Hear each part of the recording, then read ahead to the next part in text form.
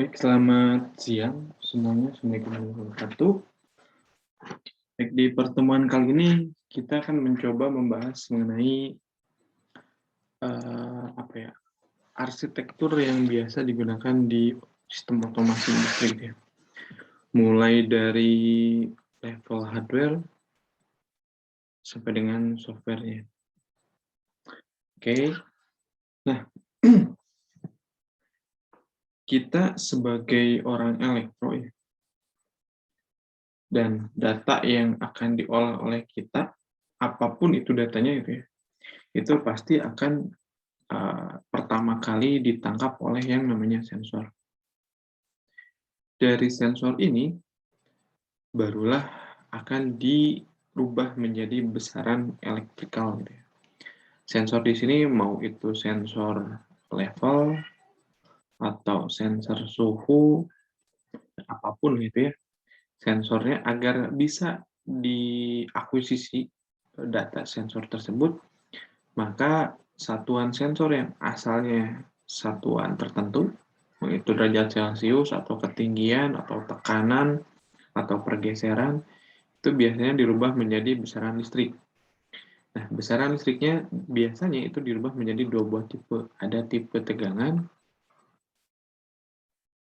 dan ada juga tipe yang bertipe arus. Nah, pada saat menggunakan sensor, di mana sensor tersebut, keluaran dari sensor tersebut adalah tegangan, maka tegangan tersebut bisa langsung diumpankan ke PLC ataupun tidak bisa langsung.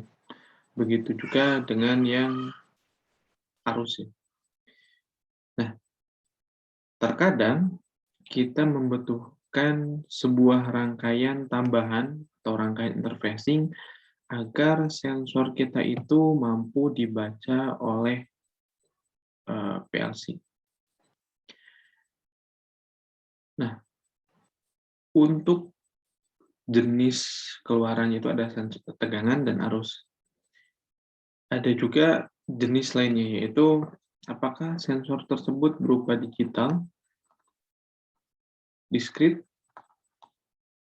ataukah berupa analog. Digital dan diskrit ini sebetulnya sama saja, di mana kondisinya itu hanya ada dua kondisi, yaitu kondisi low dan kondisi high. Bedanya, jika diskrit itu hanya kondisi low atau high saja tanpa ada maksud tertentu. Dan untuk yang digital merupakan serangkaian pulsa,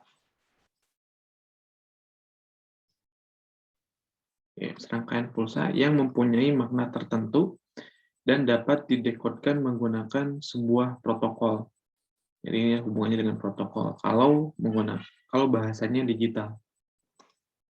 Kalau diskrit, dia itu hanya membaca apakah inputan dari sensornya itu 0 atau 1. Dan untuk yang analog, maka analog di sini keluaran dari sensornya itu berada pada kisaran tegangan tertentu atau arus tertentu. Misal, jadi tegangannya itu dari 0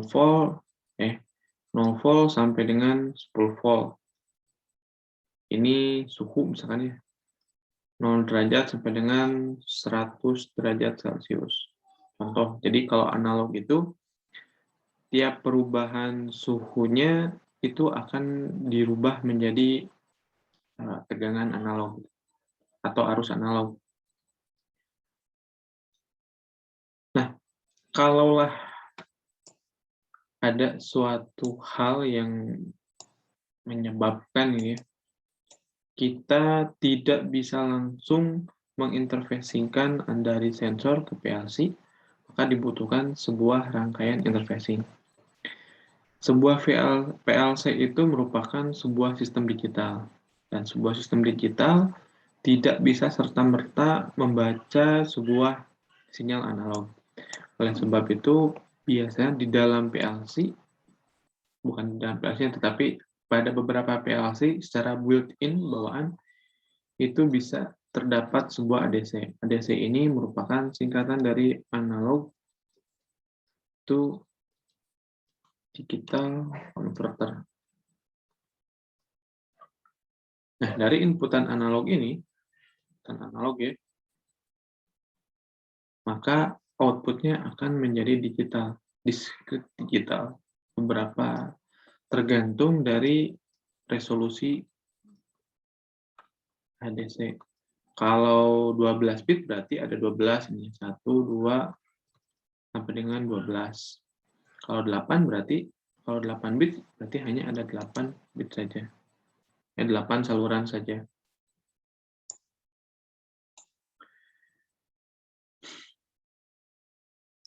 Terkadang keluaran analog ini terlalu kecil ataukah di luar jangkauan dari ADC. Nah, ADC ini biasanya ada jangkauan tertentu, misalkan dari 0 sampai dengan 10 volt misalkan ya. Lalu resolusinya dia itu bisa 8 bit misalkan. Dari 8 bit ini ternyata, nah, untuk jangkauan 0 sampai dengan 10 volt dengan resolusi 8 bit, maka kenaikannya itu per 10 dibagi 255. Itu didapatkan ya resolusi ya. 10 bagi 255. 2255 ini atau 256 sama 256. 256 ini didapatkan dari resolusi pada ADC itu dipangkat duakan pada 2 pangkat resolusi ADC. Jadi 2 pangkat 8 itu 256. Ini kita bisa dapatkan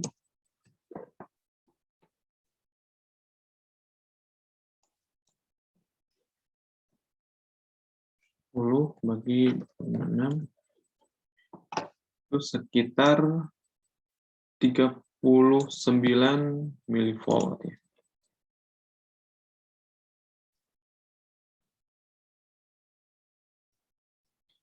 Nah, ketika kita mengkonversikan sebuah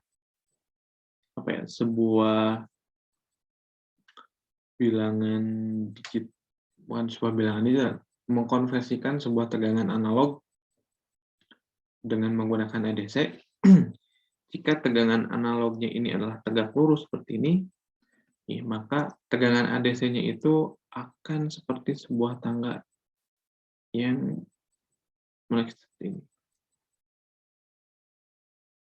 Terus ya. Nah, resolusi ini hubungannya dengan tangga ini.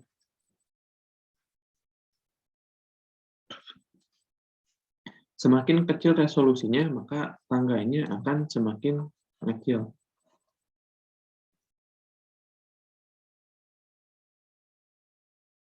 Dengan semakin kecil tangganya, maka tingkat kemiripan hasil pembacaan dari ADC tersebut akan semakin mendekati nilai analog yang sebenarnya.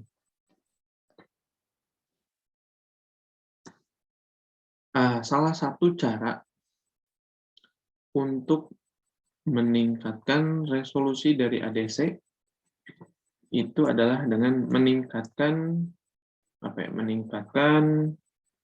tegangan input dari analognya. Kalau di sini tulisannya kan berarti per 39 volt, 39 milivolt, maka akan ada satu kenaikan. Kalau tadi di sini telah disinggung 0 sampai dengan 10 volt itu untuk suhu dari 0 sampai dengan 100 derajat Celcius, maka tiap kenaikan 1 derajat,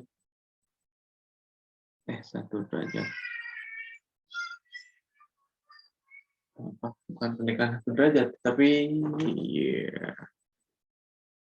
berarti betulnya 10 derajat Celcius per volt gitu ya. Nah, persamaannya jadi seperti ini untuk sensor yang saya contohkan. Jadi kalau suhunya ini eh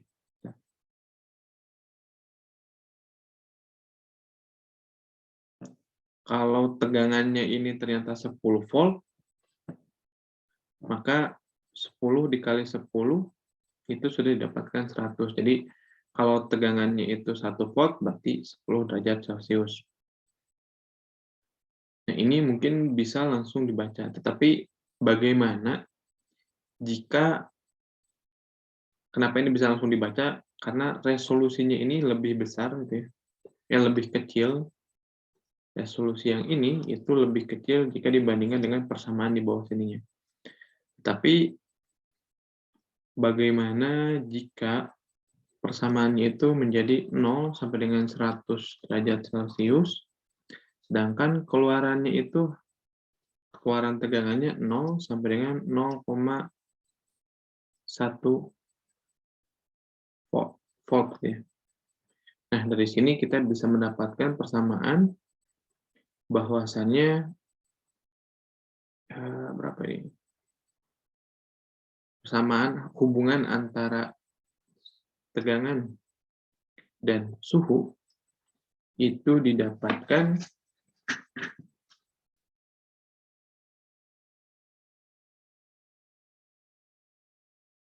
1000 berarti ya. 1000 derajat Celcius per volt. 1000. Oh iya betul, 1000 derajat Celcius per volt ya.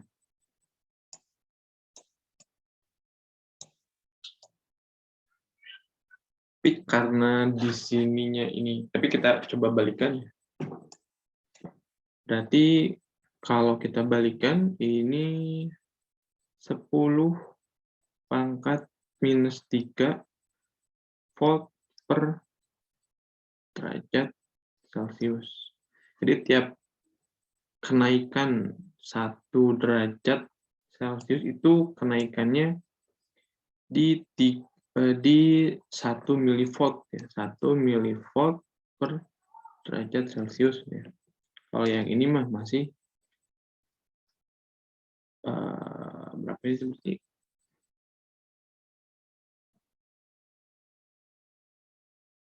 sebentar. Kalau ini menjadi 10 T berarti 1 per 0,1 berarti 10 pangkat 10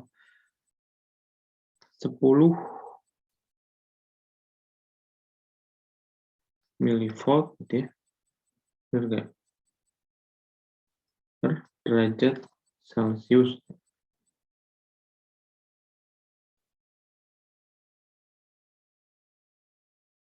Nah, 10 ya.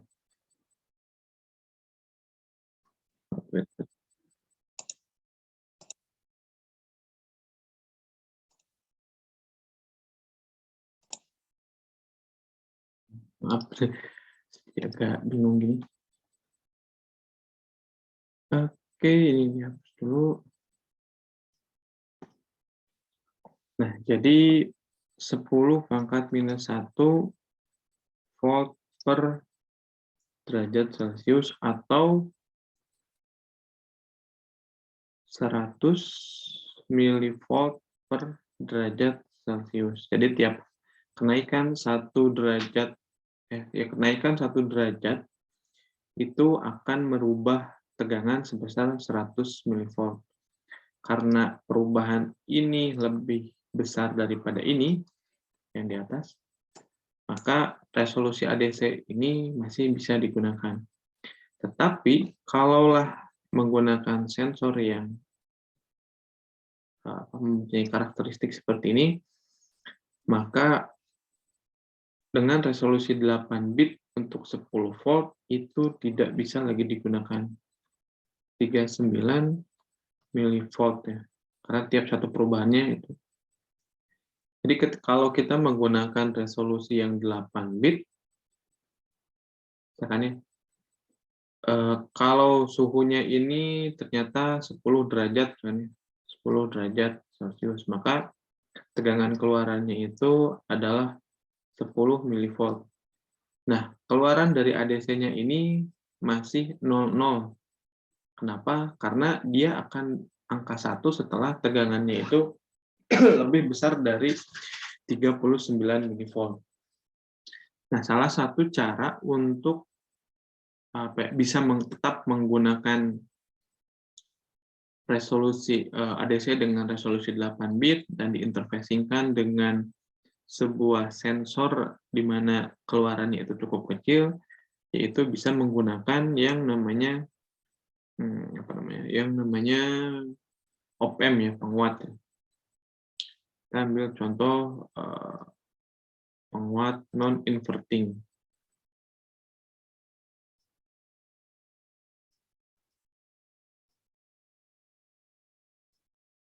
Ini ada RF, RI aja, ground, negatif, positif. Ini data, benar nggak?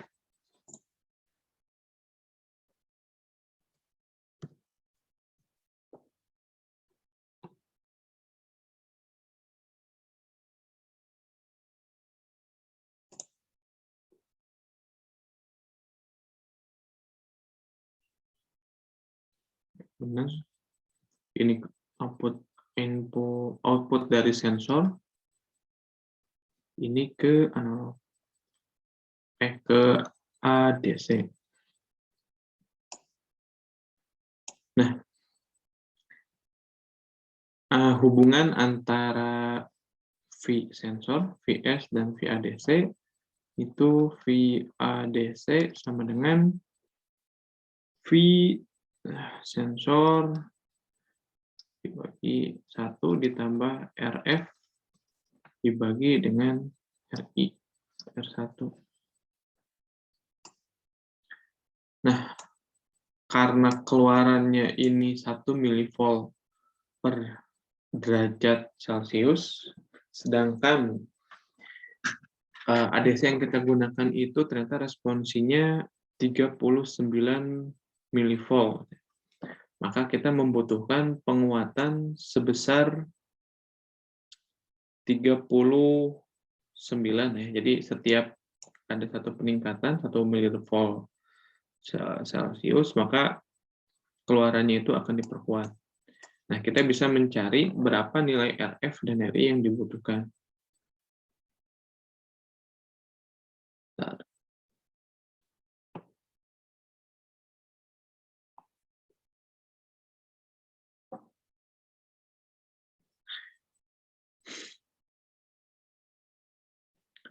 RF, RI, kita sebut ini adalah gain. Jadi kita membutuhkan gain sebesar 39 ya. Jika gainnya 39, maka gain sama dengan 1 ditambah RF per RI. Kita ambil saja nilai RI-nya itu dengan asumsi RI sama dengan 1 kilo ohm. Maka gain-nya ini 9, 1 ditambah RF per 10 pangkat 3 RF per 10 pangkat 3 sama dengan 39 diambil 1, 38 RF sama dengan 38, 10 pangkat 3 kilo ohm ya. Jadi RF bisa kita tulis sama dengan 38 kilo ohm. Nah, jadi nantinya untuk RF-nya ini di sini sama dengan 38 kilo ohm dan RI-nya itu sama dengan berapa sih? RI-nya bisa 1 kilo ohm. Nah, ini suatu kasus jika keluaran dari sensor dan input dari ADC-nya itu sama-sama bisa menerima tegangan. Tapi kalau kasusnya ternyata keluaran sensornya itu arus 420 miliampere, sedangkan di sisi ini sensor ya, sedangkan di sisi apa namanya? Di sisi pada sisi ADC-nya ini hanya bisa menerima tegangan. Misal ini ya, walaupun ada beberapa PLC yang bukan beberapa, banyak sekarang PLC yang bisa menerima arus langsung. Tapi ini mah ada in case gitu ya. Ternyata slot untuk sensor arusnya ini sudah habis, yang tersisa hanya slot untuk membaca tegangan 0 sampai dengan 10 volt. Nah, kita bisa dengan mudah merubah arus menjadi sensor, astagfirullah, arus menjadi tegangan dengan menambahkan, ini anggap loop-nya ya, loop sensor, kita bisa dengan mudah menambahkan sebuah resistor beban.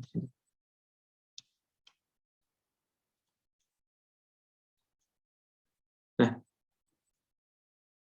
karena di sininya itu 20 miliampere misalkan ya, maka supaya 20 miliampere ini menjadi 10 volt misalkan, kita bisa menggunakan nilai R, turunkan ya dari persamaan V itu sama dengan I dikali R. Kalau kita mau mencari R-nya ini berapa, berarti V dibagi I. R sama dengan V-nya itu 10 dan I-nya 20 kali 10 pangkat minus 3. Oke, kita coret-coret 1/2 berarti ya. 10 minus 3, kita dapatkan 500 ohm. Maka R-nya bisa kita simpan di sini sebesar 500 ohm. Sehingga keluarannya ini berayun dari 2 volt sampai dengan 10 volt. Tetapi biasanya kalau ada loop seperti ini yang digunakan itu nilainya adalah 250 ohm. Loop arus. Karena jadi nanti keluarannya ini berada di kisaran 1 sampai dengan 5 volt. Jadi masih tetap terbaca ya, karena masih berada dalam rentang ADC-nya 0 sampai dengan 10 volt. Nah, kenapa biasa digunakan 250? Ini berfungsi untuk matching impedance antara transmitter dengan dummy load. Tuh. Okay. Nah, ini kalaulah ini merupakan contoh jika kita akan menginterfasikan PLC dengan sensor, di mana sensor tersebut memiliki keluaran analog. Jadi bisa teman-teman kalau mau merubah keluaran arus menjadi tegangan bisa menggunakan resistor, dan jika keluaran dari arusnya itu keluaran dari sensornya itu tegangannya itu cukup kecil, maka teman-teman bisa menguatkannya menggunakan op-amp. Nah, contoh di sini kan menggunakan non-inverting amplifier. Karena kita asumsinya sensornya itu menggunakan output yang single-ended. Jadi single-ended itu hanya ada satu keluaran seperti ini. Nantinya bisa diumpankan ke ke op-amp. Tapi ada sensor yang differential output.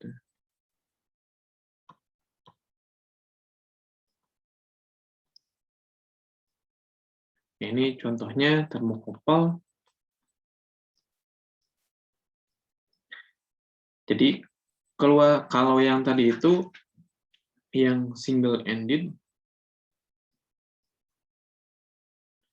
keluarannya itu respektif terhadap Jadi ini misalkan keluaran ini ya, keluaran sensornya misalnya ini ada sensor. Jadi salah satunya itu pasti digabungkan dengan ground. Jadi bisa dipastikan tegangan keluarannya itu adalah, misalkan ini anggap A ya, maka tegangan keluarannya itu adalah VA. Beda halnya dengan yang tipenya differential output. Itu terdiri dari dua buah terminal, ada terminal A dan terminal B. Nah, tegangan yang dijadikan sebagai acuan itu merupakan delta VAB. Beda ya, kalau yang tadi ini sudah hanya VA saja, sedangkan untuk yang diferensial merupakan beda tegangan antara node A dan node B. Jadi delta VAB itu VA diambil VB. Nah, untuk yang diferensial output, contohnya yang termokopel, ini teman-teman bisa menggunakan op-amp gitu ya, dengan konfigurasi differential amplifier.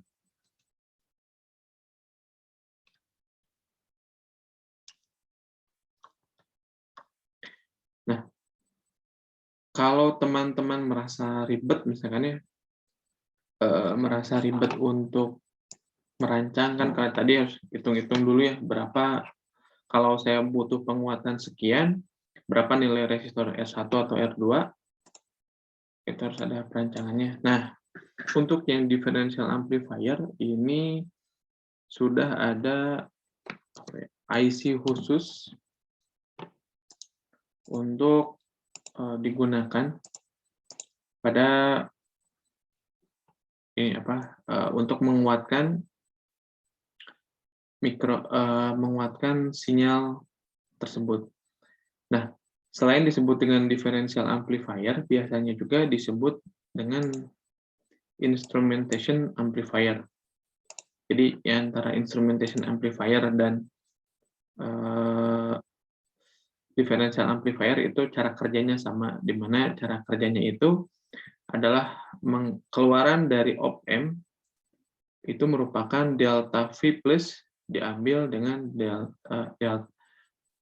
delta V plus V min. Jadi beda tegangan antara terminal in positif dan terminal in negatif. Nah, kalau teman ini salah satu contohnya INA 620 atau INA berapa? Lupa lagi. INA 620. INA. AD 620. Nah, kalau teman-teman menggunakan IC AD620 ini, maka teman-teman cukup menggunakan satu buah resistor agar bisa menghasilkan tegangan tertentu, penguatan tertentu. Teman-teman lihat di mana ini ya? Nah, ini persamaannya hanya ditentukan oleh RG. Tetap walaupun harus menghitung, tetapi tidak perlu menghitung terlalu banyak nilai resistansinya. Kalau tadi kan ada dua buah resistor ya, ini cukup dengan satu buah resistor, maka teman-teman bisa memanipulasi gain-nya. Nah, ini contoh penggunaannya. Jadi nanti dengan memanipulasi RG ini, maka teman-teman bisa memanipulasi gain dari AD620 ini. Nah, ini contoh inputnya ketika membutuhkan differential amplifier. Nah, ini biasanya digunakan untuk, kalau yang ini gambar ini Wheatstone bridge, ini digunakan pada saat teman-teman akan membaca sebuah lengkungan dari sebuah benda yang rigid ya. Nah, nantinya menggunakan Wheatstone bridge. Dari Wheatstone bridge ini tidak bisa langsung masuk ke PLC. Biasanya ada penguat terlebih dahulu. Ini contohnya.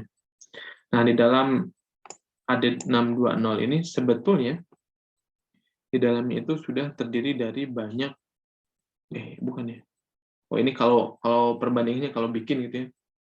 Ini salah satu contoh contoh dari differential amplifier kalau teman-teman menggunakan cara yang konvensional. Jadi terdiri dari 3 buah op-amp dan 1, 2, 3, 4, 5, 6, 7 resistor. Oke, Untuk interfacing kita sudah. Nah, nanti di perkuliahan ini sampai dengan UTS kita akan membahas mengenai PLC terlebih dahulu. PLC yang akan kita gunakan ini adalah keluaran pabrikan Omron. Nah, untuk PLC sebetulnya banyak ya yang bisa digunakan, tapi saya memilihnya tipe Omron. Karena yang ada di lab kampus itu yang Omron. Oke. Nah, ketika kita berbicara tadi ya di awal, bahwasannya ada 3 jenis tipe transaksi data. Ada digital, discrete, dan analog. Yang analog sudah kita bahas tadi. Sekarang kita akan membahas yang digitalnya. Jadi PLC ini selain bisa menerima sinyal discrete ataupun sinyal analog, bisa juga menerima sinyal digital. Nah, sinyal digital ini biasanya ditransmitkan menggunakan protokol tertentu. Tapi ini protokol untuk mentransmitkan datanya. Nah, untuk mentransmitkan data, itu ada beberapa cara. Ada yang menggunakan protokolnya RS-232, ada juga yang menggunakan RS-422 dan RS-485. Ini kalau yang digital. Tapi ada juga ketika mau berkomunikasi dengan PLC lain misalnya, bisa juga menggunakan analog. Ya, yang biasa digunakan itu loop current.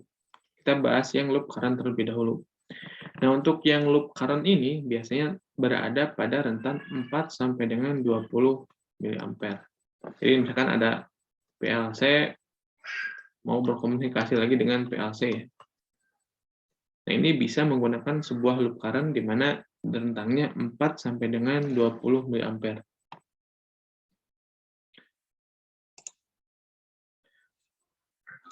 Loop current ini sebetulnya mengacu kepada sebuah dokumen yang bernama apa ya? Saya lupa lagi namanya.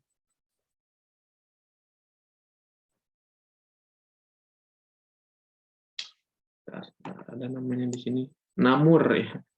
Namur NE43. Nah, jadi ini salah satu standar komunikasi jika kita menggunakan loop current. Dengan mengacu pada Namur NE43, rentan arus yang bisa dianggap valid itu berada pada rentan arus 4 sampai dengan 20 mA. Ketika rentan arusnya berada di kisaran kurang lebih 10% ya, itu bisa dianggap sebagai sinyal yang masih bisa diterima tetapi sudah mendekati error. Ya, kalau di sini diperlihatkan berarti batas maksimalnya itu arusnya yang masih bisa diterima adalah 21,6 mA dan batas minimalnya itu 3,6 mA. Nah, apa yang terjadi, apa yang harus dilakukan jika nilai arusnya berada di luar rentang tersebut? Ini kalau berada di atas 21,6 mA atau berada di bawah 3,2 mA, itu bisa disebut dengan hard fault. Berarti terjadi sebuah kesalahan pada sistemnya. Nah, jika berada di rentan 3,6 sampai dengan 3,2 atau 20,5 sampai dengan 21,6 mA itu bisa dianggap sebagai tidak ada sinyal atau sinyalnya tidak sinyal memang diterima tetapi tidak bisa dimasukkan, tidak bisa diterima oleh PLC, tetapi sinyal tersebut dianggap tidak valid, maka dianggapnya tidak ada sinyal walaupun sudah diterima. Nah, kalau sudah mencapai rentan yang berwarna merah, itu ditandakan ada terjadi kesalahan pada sistem hardware-nya.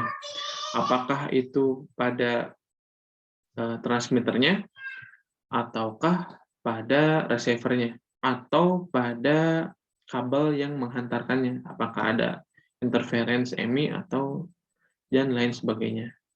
Nah, jadi untuk yang loop current itu juga ada standarnya mengikuti NEMA NE43. Oke, kita lanjut. Sebentar.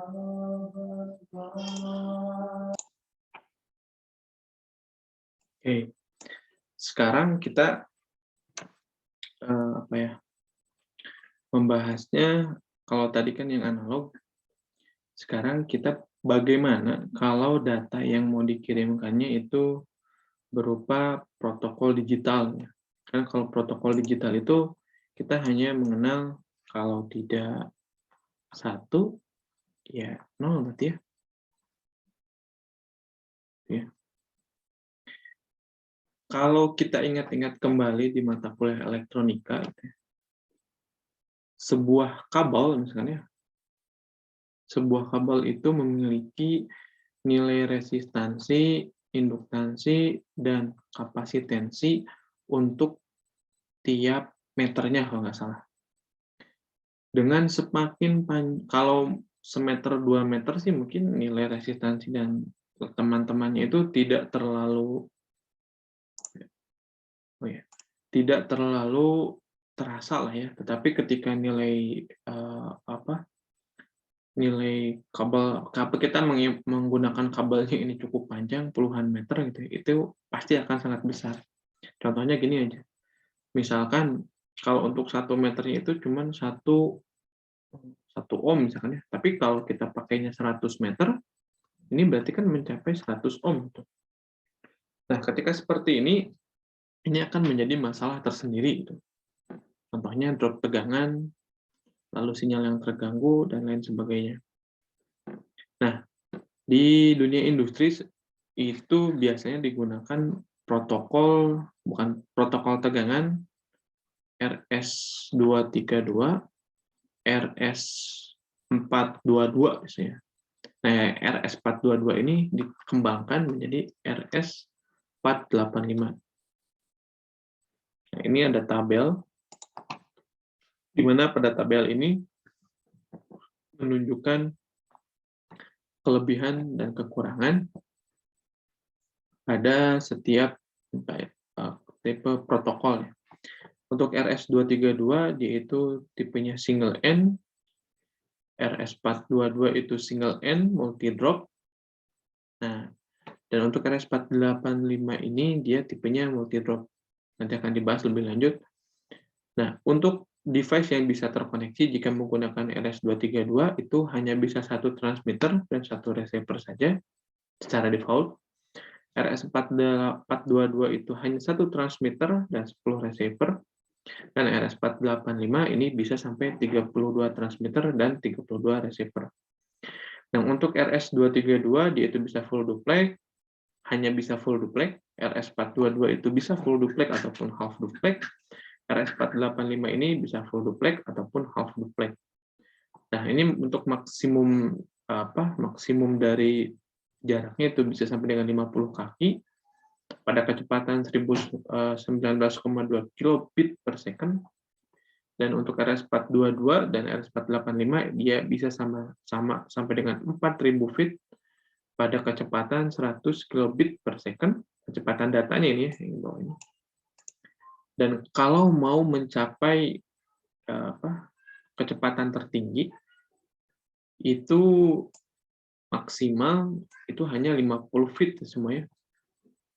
Enggak, ini bukan maksimal 50 feet, tapi pada saat 50 feet ini, karena RS232 ini maksimalnya hanya bisa 50 feet. Pada 50 feet ternyata RS232 ini bisa mencapai 1 megabit per second. Tetapi ini 1 megabit ini validitas datanya bisa dipertanyakan. Dan untuk yang RS422 dan RS485 itu bisa sampai dengan 10 megabit per second.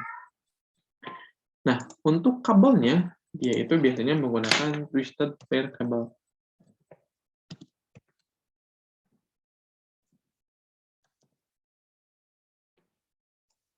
pair kabel itu seperti ini, dan biasanya kalau misalkan RX, TX, ya disambungin gitu ya, jadi dijadikan satu.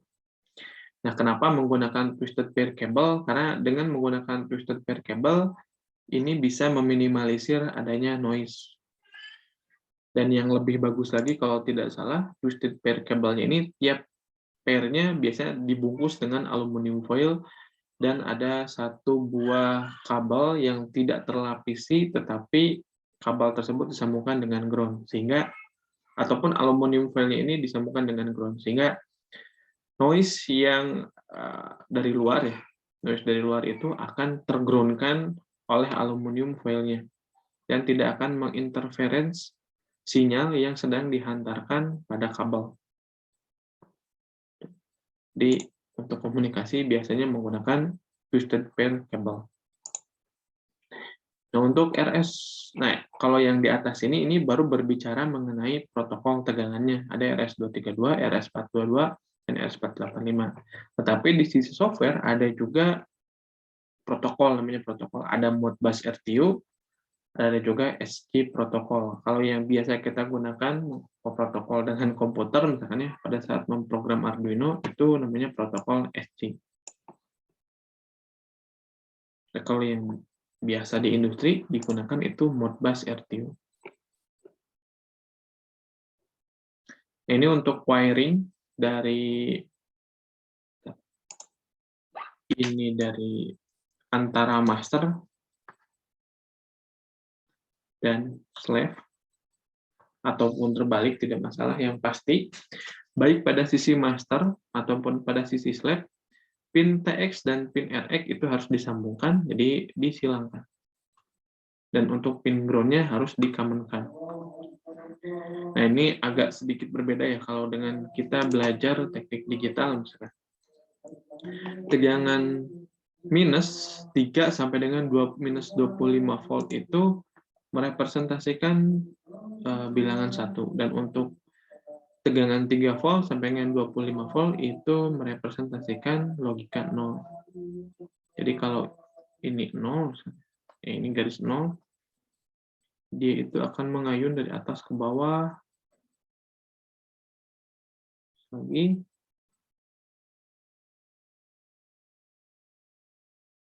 Ya. Berarti di sininya karena ini mengayun ke atas, ini 0, 1, 1, 0, 1, 0 gitu ya. Tuh, tapi mengayunnya dari minus ke positif. Jadi RS232 itu kenapa bisa cukup panjang? Karena dia tegangannya cukup besar, jadi drop tegangan yang disebabkan oleh panjang kabel itu tidak terlalu mempengaruhi kualitas sinyalnya. Tetapi tidak bisa lebih panjang dari 50 kaki.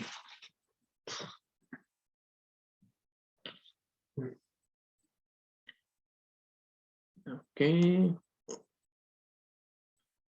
Nah, tapi ada kekurangan ya kalau yang ini, karena selain one to one gitu ya, integritas sinyalnya itu masih bisa dipertanyakan. Nah, bedanya dengan RS422, dia ini menggunakan untuk satu buah pin, kan kalau di atas ini ada pin TX dan RX ya. Pin TX ini untuk mengirimkan sinyal dan pin RX ini untuk menerima sinyal. Nah, jika kita menggunakan protokol RS422, dia itu untuk mengirimkan sinyal itu membutuhkan 2, untuk menerima sinyal dia membutuhkan 2. Ini 2 untuk menerima, ini 2 juga untuk mengirim. Nah, kalau yang tadi RS232 itu berdasarkan tegangan ya, jadi tegangannya itu kalau minus sampai dengan minus sekian, berarti dia itu logika 1, kalau positif yaitu logika 0. Nah, kalau yang RS422, jika tegangan pada pin A lebih besar daripada pin B, maka dia itu akan menginterpretasikan bahwasannya sinyalnya itu adalah 0, dan jika tegangan B itu lebih besar daripada tegangan pada A, maka dia akan merepresentasikan bahwasannya, menginterpretasikan bahwasannya sinyal yang diterima adalah 1. Nah, untuk Rx dan Tx itu Rx itu jadi ada Rx plus Rx min gitu ya.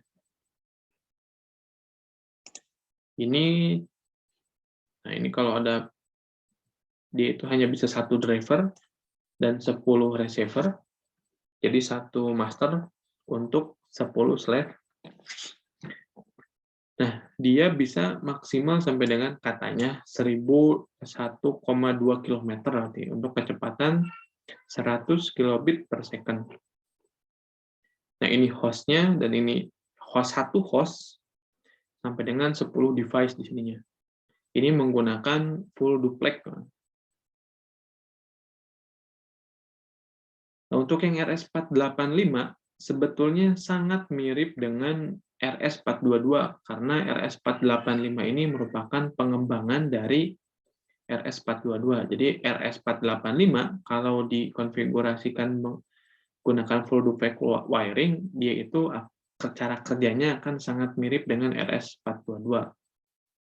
Tetapi ketika menggunakan RS485 full duplex wiring, ya berarti hanya satu host dan 10 receiver.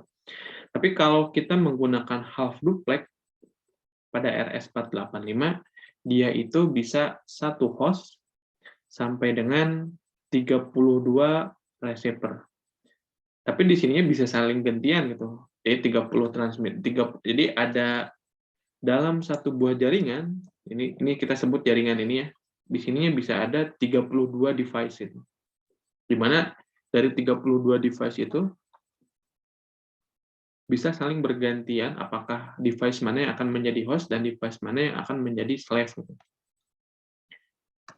Kalau dari segi pemrograman, sebetulnya untuk yang RS485 ini dirasa cukup lebih sulit jika dibandingkan dengan RS422. Karena dalam satu waktu bus ini hanya bisa digunakan oleh satu host saja. Jadi pada satu waktu tidak bisa ada dua host yang sama untuk menggunakan bus A, B ini.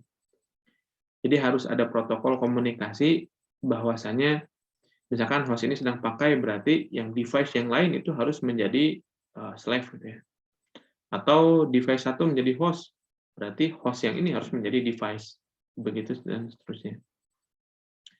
Tapi kenapa dikembangkan RS485 kalaulah dari segi pemrogramannya ini dirasa cukup sulit. Nah, hal ini bergunanya pada saat penghematan kabel gitu ya. Ini kalau kita ingat kembali, kabel listrik itu kan kebanyakan tidak menggunakan isolator ya, yang ada di sutet dan lain sebagainya kan tidak ada isolator. Kan itu sebetulnya lebih ke masalah ekonomis ya. Karena harga kabel yang tidak menggunakan isolator itu lebih murah jika dibandingkan dengan kabel yang menggunakan isolator. Nah, kalau kita menggunakan RS485 lalu menggunakan half duplex wiring strukturnya, maka dalam satu jaringan itu hanya membutuhkan satu pasang kabel saja atau dua kabel yang berpasangan. Twisted pair kabelnya hanya butuh satu saja. Maka itu akan memotong kos sampai dengan setengah jika kita menggunakan RS422 ya, di mana RS422 itu membutuhkan 4 kabel dan RS485 ini hanya membutuhkan satu kabel saja. Nah, baik di RS422 ataupun RS485 itu membutuhkan yang namanya resistor termination. Nah, resistor termination ini dibutuhkan supaya ada yang namanya matching impedance ya antara kabelnya. Jadi kalau kita tidak menggunakan resistor termination ini, maka sinyalnya itu integrasi sinyalnya akan berkurang. Bukan akan berkurang, tidak bisa berfungsi sebagaimana mestinya. Oke. Nah, kenapa RS485 dan RS422 ini bisa lebih panjang digunakannya sampai dengan 1 km lah ya. Sedangkan RS232 padahal tegangannya ini tinggi gitu, sampai dengan -25 ya dan +25, kenapa cuma bisa dipakai belasan meter saja gitu. Malahan kalau RS485 dia itu supply-nya hanya 5 volt. Terus tegangan pada busnya ini ya ada di rentan tegangan -7 sampai dengan 12 volt. Kan lebih kecil ya. Hal ini disebabkan baik RS485 ataupun RS422 sama-sama menggunakan metode diferensial. Jadi misalkan kalau TX ini mau mengirim seperti berikut ya. Sinyalnya, ini sinyal TX misalkan ya. Ini sinyal A, ini sinyal B. Berarti. Maka sinyal A-nya ini akan begini berarti ya. Akan 0. Dan sinyal B akan begini. Salah. Oh, ini jelas.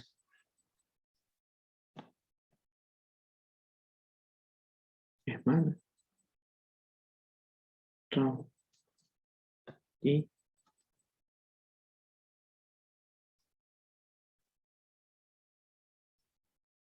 Jadi dari TX-nya ini dikirim. Nah, kalau menggunakan RS4232 ya ini sinyal ini akan diamplifikan, diperbesar tegangannya ya. Sedangkan kalau menggunakan RS422 ataupun RS485, kenapa dia bisa lebih rentan terhadap sinyal noise misalnya? Kalau TX ini ditumpangi sinyal noise seperti ini, ya berarti di receiver-nya juga akan tertumpangi oleh sinyal noise tersebut.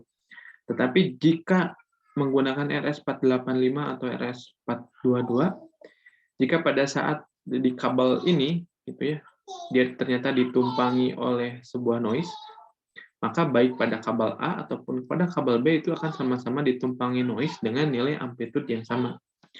Nah, di termin akhir gitu ya, tegangannya itu kan delta VBA. Berarti kan VB diambil dengan VA. Nah, ketika VB diambil dengan VA, kalau ininya 5, misalkan ini 5 volt, ini 0, berarti jadi 5. Tapi kalau dua-duanya ini ditumpangi oleh noise, maka noise tersebut akan hilang. Bentar. Ini misalkan VB-nya ini 5,13, VA-nya 5,13. Ininya 0,13 berarti ya. VA-nya 0,13, di mana 13 ini merupakan sinyal noise-nya. Maka hasil pengurangannya ini tetap 5 kan ya. Walaupun di situ telah tertumpangi noise. Jadi itu salah satu alasan kenapa diferensial ini lebih tahan terhadap noise. Jadi selain menggunakan dari kabel juga sangat mempengaruhi. Kan walaupun twisted pair, tapi kan ada kabel Belden, ada kabel merek entah berantah, ada kabel malah kita kadang pakai kabel pelangi, itu kan tidak twisted pair sebetulnya.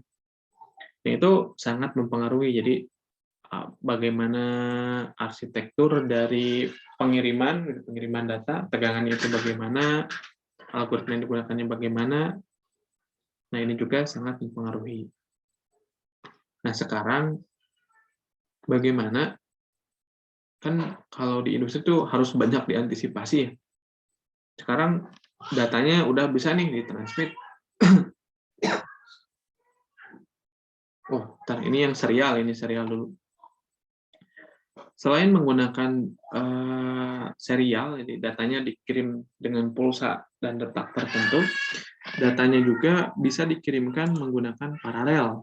Jadi tahun 1970, HP Hewlett-Packard ini mengembangkan sebuah protokol untuk komunikasi data serial, itu namanya IEEE 488 Interface Bus, HPIB, GPIB. Nah, dia itu bisa berkomunikasi dengan mentransmisikan atau menerima data dengan panjang data 8 bit dan menggunakan beberapa data untuk handshaking. Itu diantaranya ada attention, ready for data, data accept, data available, service request, interface clear, remote enable, and or identify.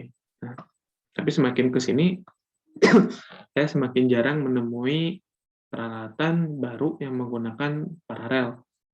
Kenapa? Karena dengan menggunakan paralel, maka semakin banyak kabel yang digunakan. Dengan semakin banyak kabel yang digunakan, jika terjadi masalah, maka akan semakin rumit untuk mendebug kabel tersebut. Nah, ini contohnya, nanti bisa dibaca saja.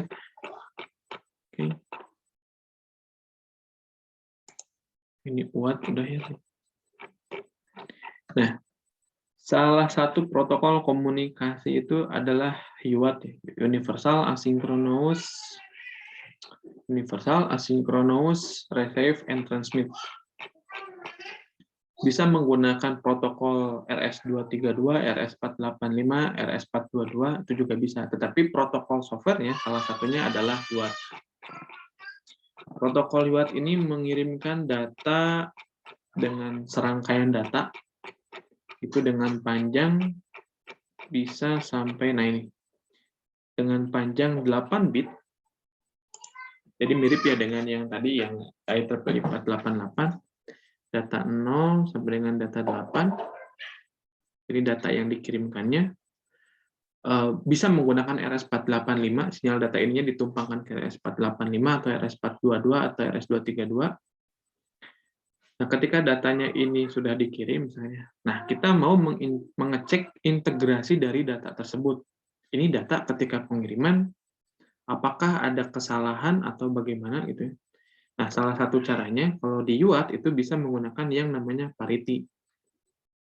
Parity di sini merupakan salah satu metode untuk mengecek apakah data yang dikirimkan dari mana, dari pengirim TX itu sama dengan data yang dikirimkan dengan yang diterima oleh RX. Parity ini ada dua jenis, ada even dan ada odd. Nah, jadi dari mana ya? Dari misal gini ya. Bisa. Data yang dikirimkannya itu dari D0 sampai dengan D7 itu semuanya disorkan. D0, D7 itu semuanya akan disorkan. Lalu di sisi penerima ini, di sisi pengirim ya, jadi datanya itu semua akan disorkan terlebih dahulu, lalu hasil sort tersebut maka akan disimpan di parity. Kalau hasilnya itu 1, berarti itu namanya odd. Tapi kalau hasilnya 0, berarti even. Nah, ketika diterima, datanya ini, baik dari D0 sampai dengan D7 ini diterima oleh si receiver, maka receiver juga akan melakukan sort dari D0 sampai dengan D7. Kan D0 disorkan sampai dengan parity-nya. Jadi dengan bit parity ini. D0, D7, sort dengan parity. Jika hasilnya ini adalah 0, maka oke. Tapi jika hasilnya 1, maka bad. Terjadi kesalahan pada saat pengiriman data. Ini salah satu cara untuk mengecek integritas sinyal yang dikirim dan yang diterima, sinyal yang dikirim oleh penerima. Gitu ya.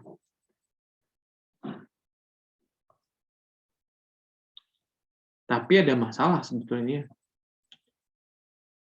Kalau yang berubahnya hanya 1 bit sih mungkin bisa terdetek misalkan ya. Kalau di sininya 1, 1, 1, 0, 0, 0, 0 misalkan ya. Berarti dari sisi pengirim ini paritinya harusnya 1 ya. Dan di sisi penerima kalau benar berarti ya hasilnya ketika ini semua disorkan hasilnya 0 kan, benar. Nah, kalau yang berubahnya ini ternyata 2 bit misalnya, kalau 1 bit misalkan kita rubah dulu 1 bit. Ketika ini disorkan 1 disor 1, 1, 2, 3, 4, 5. Nah, ini hasil sort keseluruhan itu hasilnya 1, maka datanya bad. Ini berarti kan bisa terdetek ya, berarti pada saat pengiriman ada kesalahan data. Nah, tapi kalaulah ternyata 2 misalkan yang berubah tadi bit ini dan bit ini. ketika disorkan 1, 2, 3, 4, 5, 6. Nah, ini tetap hasilnya 0. Padahal ada perubahan di 2 bit ini. Nah, ini salah satu kelemahan dari parity check. Jadi kalau ada perubahan pada bit genap, gitu, perubahannya jadi kalau nggak 2 bit, 4 bit yang berubah, maka parity ini sudah tidak bisa mengecek. Nah, cara selanjutnya itu menggunakan CRC, Cyclic Redundancy Check. Nah, ini kalau CRC ini, dia menambahkan sejumlah n bits data di akhir untuk menjadikan CRC. Ini data dari pengirim, datanya itu data yang asli memang data, itu ditambahkan beberapa bit di akhir, lalu dibagi menggunakan sebuah angka, lalu dihasilkanlah CRC. Nah, CRC ini merupakan hasil pembagian antara data yang telah ditambahkan, lalu dibagi dengan divisor, sisanya itu dimasukkan ke CRC. Sisa itu seperti modulo lah ya, 5 modulo 2, berarti 1 kan ya sisanya. Nah, ini jadi gitu, jadi data dibagi dengan sebuah angka, nanti remainder-nya itu disebut CRC, CRC-nya ini dimasukkan ke bit akhir di sini. Jadi data nanti yang dikirim ke receiver itu data ditambah dengan CRC-nya. Nanti pada sisi penerima, data plus CRC tadi itu akan dibagi juga dengan angka yang sama dengan yang ada di sender. Nah, hasilnya ini remainder-nya ini haruslah 0. Kalau 0 berarti data yang di atas ini bisa diterima, tetapi jika hasil datanya ini tidak sama dengan 0, maka data ini dianggap tidak valid. Ada contohnya di bawah.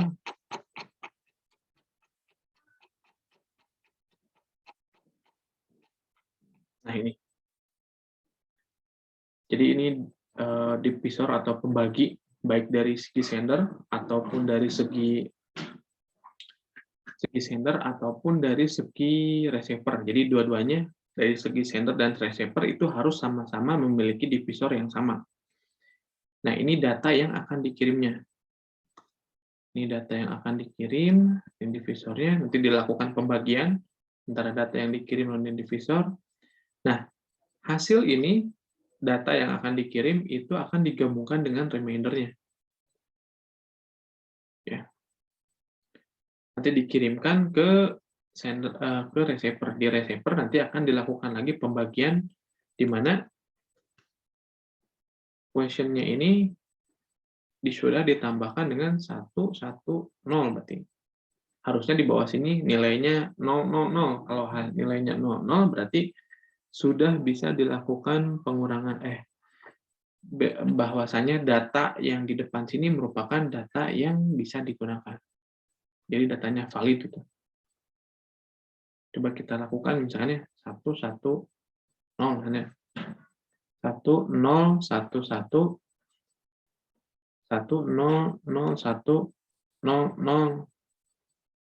misalnya.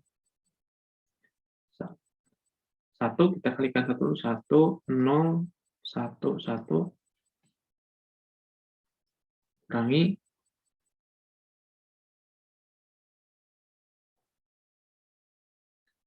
1 diambil 10 10 1 ya, 0 diambil 1 itu 1 0 ya. Turunkan ke bawah. Ini karena ininya lebih besar, kita tulis 0 0 0 0 0 0 0. Turun lagi 1 0 0 0 0 1 1 0 1 1 ambil, ini jangan turun ke bawah. Ini sisanya 1 1 ya. Dan kalau diteruskan ini nanti nilainya dapat 0 ke bawah. Itu contoh jika kita menggunakan CRC ya. Oke, selanjutnya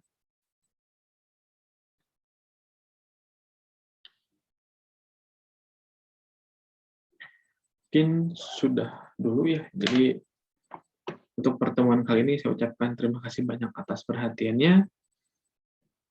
Kita akan bertemu lagi di video selanjutnya mengenai PLC yang akan kita gunakan. Assalamualaikum warahmatullahi wabarakatuh.